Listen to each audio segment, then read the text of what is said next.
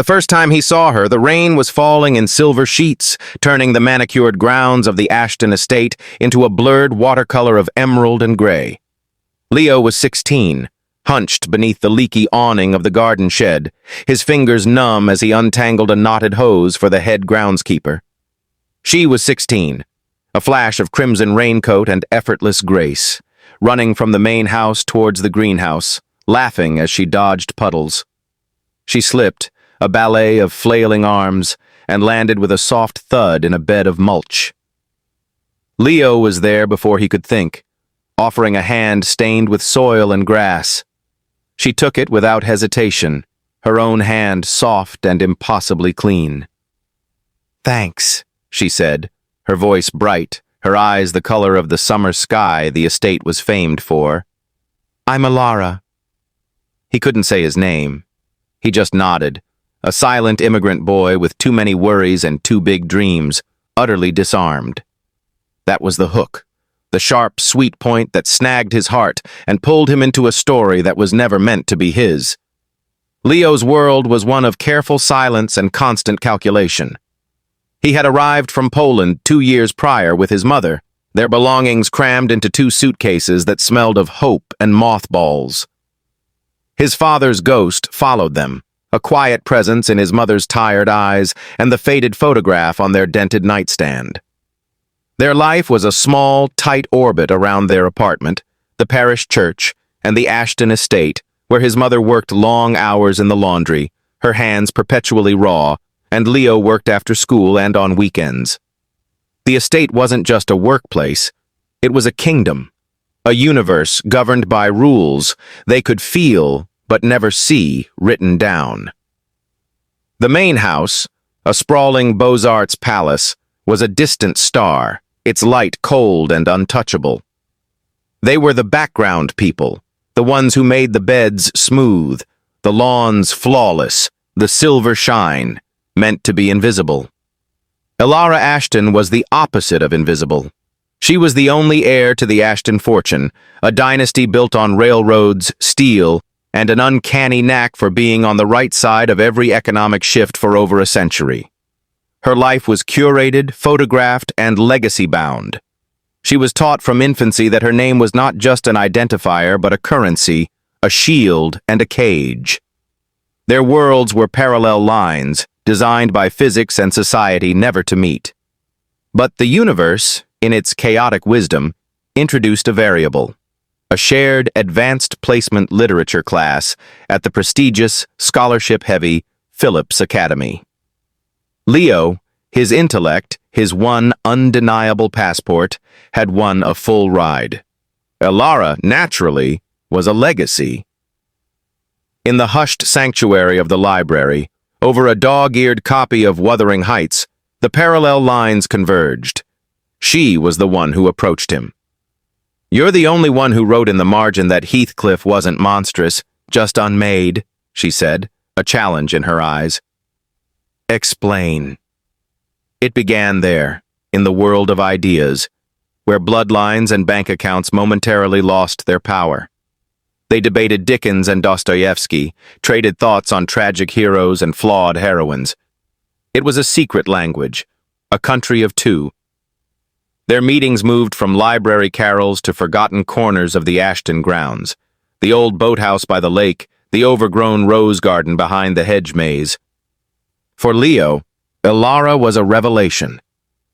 Behind the designer clothes and the practiced poise was a girl who felt trapped, who questioned the gilded narrative of her life, who dreamed of studying anthropology, of digging in real earth, not just the symbolic kind of her family's garden. She listened to his stories of Warsaw, of his father's love of chess, of the sharp, sweet taste of his grandmother's pierogi. She didn't offer pity, only fascination. He saw the real her, and she saw not the immigrant boy, but Leo. Their first real kiss happened in that old boathouse, the air thick with the scent of damp wood and lake water. It was spring, and the world felt impossibly tender. For a few stolen months, it worked.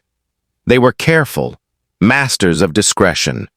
Their love was a hidden ledger, a private account of whispered conversations, brushed hands, and the electric, terrifying joy of being truly known. Leo felt himself expanding, believing in a new kind of alchemy where love could transcend the brutal arithmetic of class. He started to dream in bolder colors, applying to colleges not just for a degree, but for a future he could one day offer her. Ilara talked of defiance, of choosing her own path. They were young enough to believe that the intensity of their feeling was a force field strong enough to repel any outside attack. They were, of course, catastrophically wrong. The Ashton family did not build and maintain an empire by being inattentive. Ilara's mother, Victoria Ashton, was the family's chief strategist, a woman who viewed emotion as a volatility to be managed and people as assets or liabilities. She noticed the shift in her daughter, the distracted smile, the new fondness for slumming it in the library, the specific way she sometimes looked out her window toward the service buildings. It took only a single discreet inquiry to a loyal school administrator, and the outline of the situation was clear.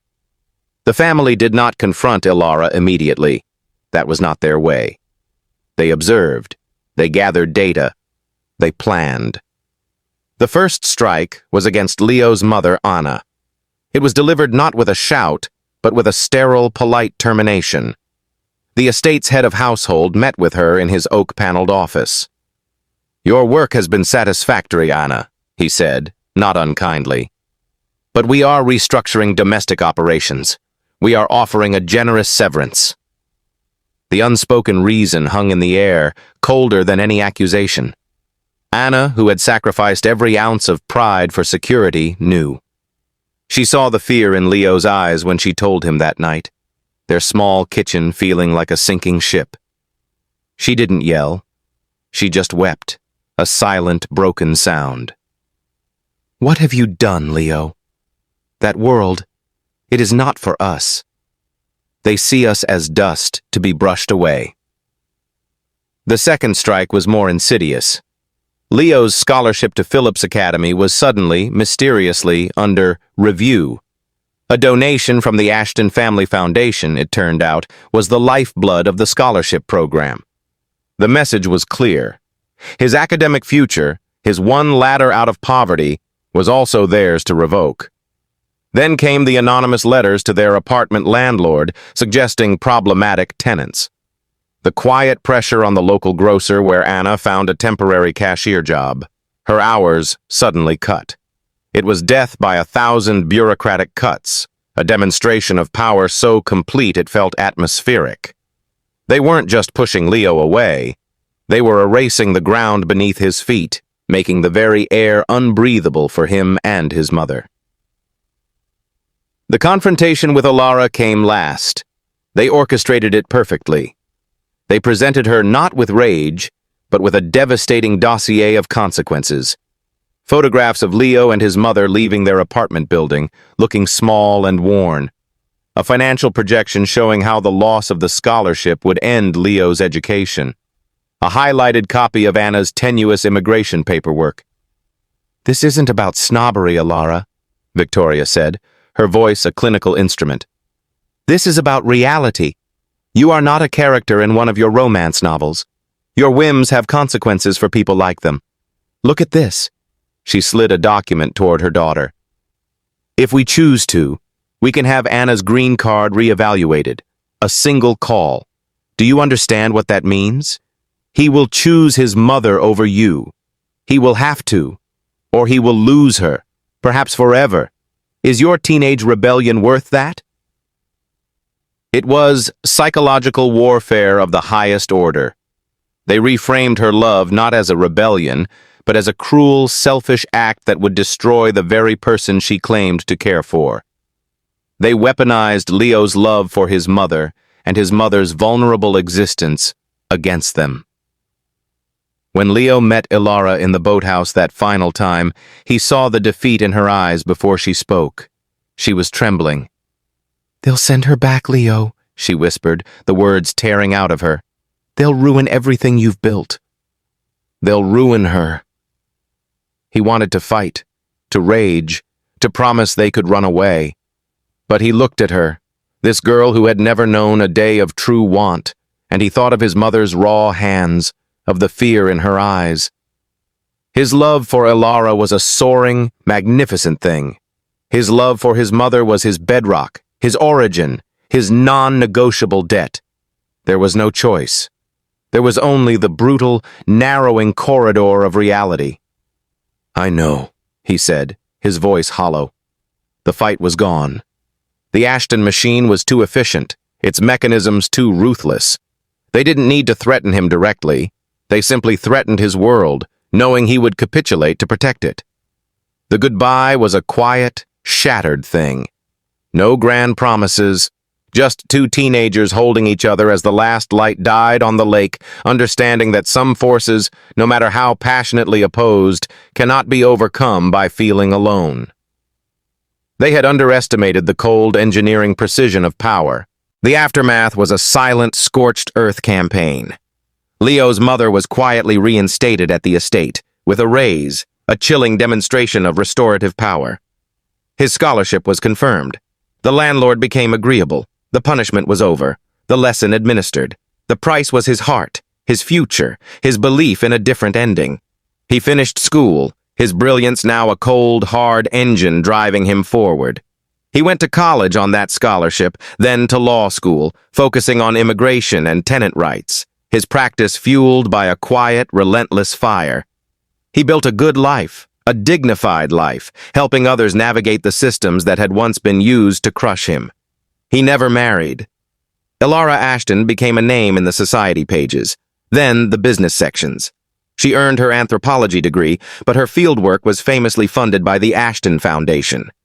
She eventually married the scion of a media conglomerate, a merger photographed and celebrated in every glossy magazine. She became a noted philanthropist, her life a masterpiece of curated purpose. From a distance, it looked like she had gotten everything. He wondered if, in the quiet moments, she felt like she had gotten anything she truly wanted. 20 years passed. Leo, now a respected attorney with threads of silver in his dark hair, was at a charity gala for a legal aid society, one his firm supported heavily. He moved through the crowd, comfortable in his tuxedo, a world away from the boy in the garden shed. And then he saw her. Ilara. She was standing by a grand piano, listening to a donor speak, a polite smile on her face. She was still beautiful, but it was a beauty that had been polished to a high, hard finish. Their eyes met across the crowded room. The noise of the gala, the clinking glasses, the cultivated laughter, seemed to recede into a distant hum. Time folded in on itself. He saw the girl in the crimson raincoat, the woman in the boathouse, and the elegant stranger before him, all at once. She excused herself and walked toward him. It felt inevitable, like a final chapter demanding to be written. "Leo," she said. His name in her voice was an artifact, unearthed from a lost civilization. "Ilara." He nodded, his professional composure a solid wall. "I read about your work with the housing project in the Bronx," she said. "It's impressive." "Thank you. Your foundation's literacy initiative is very well publicized." The words were neutral, laden with the unspoken. There was a long pause. The ghosts between them were almost visible. "I never apologized," she said finally, her voice low, "for what my family did." He looked at her, really looked. He saw not just the heiress, but the lines of tension around her eyes, the careful way she held herself, as if her composure was a garment she had to constantly adjust. "You were a teenager. We both were. They weren't monsters, your parents. They were systems engineers. They identified the point of maximum pressure and applied it, efficiently." His clinical analysis seemed to startle her. "It destroyed us," she whispered, the mask slipping for a second, revealing a bottomless well of old pain. "Did it?" Leo asked, surprising himself. "Or did it just reroute us? You became the perfect Ashton. I became someone who fights Ashtons. In a way, they got exactly what they wanted, the correct outcome. She flinched as if struck. It wasn't what I wanted. What did you want, Ilara? The question hung in the air, heavy and direct. She looked away, towards the glittering crowd, her kingdom. I wanted you, she said so quietly he almost didn't hear it. I wanted the boy who saw me, not the brand, but wanting. It's a luxury my family taught me I couldn't afford when it conflicted with the legacy. She turned back to him, her eyes shimmering. Do you hate me? He considered it. He had, for years. But hate had faded into a kind of cold understanding, and then into the fuel for his life's work. No, he said, and it was the truth. I don't hate you. I pity the girl who wasn't allowed to choose, and I'm indifferent to the woman she became. The word indifferent landed with more force than any curse. It meant he had moved on, truly. She was part of his past, not a ghost haunting his present. Her composure fully cracked then, a single perfect tear tracing a path through her makeup.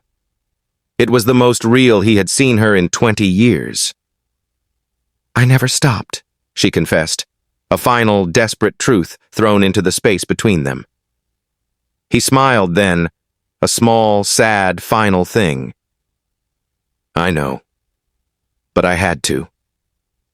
He had stopped the moment he walked away from the boathouse, his heart encasing itself in iron to protect what was left, his mother, his future, his survival. To survive, he had to let the dream of her die. He nodded once, a gesture of farewell that held no promise of another meeting. Take care of yourself, Ilara. He turned and walked back into the crowd, toward his colleagues, toward his purpose-built life. He did not look back. He felt the old ache, not as a fresh wound, but as the ghost of one, a familiar stiffness in an old, healed break. Across the room, Ilara Ashton watched him go, the man he had built from the rubble of their love. She wiped the tear away, the gesture swift and practiced. She adjusted the billion-dollar diamond on her finger, squared her shoulders, and let the Ashton mask settle back into place, flawless and unbreakable. She turned to greet the next donor, her laugh like crystal, her eyes already scanning for the next strategic connection. The system had worked. The legacy was intact. The empire stood unchallenged, and in its victory, in the perfect gilded silence of its preservation, lay the utter, complete destruction of everything two young people had once believed was possible. It was a victory that felt, in the deepest, most hidden chamber of her heart, exactly like ashes.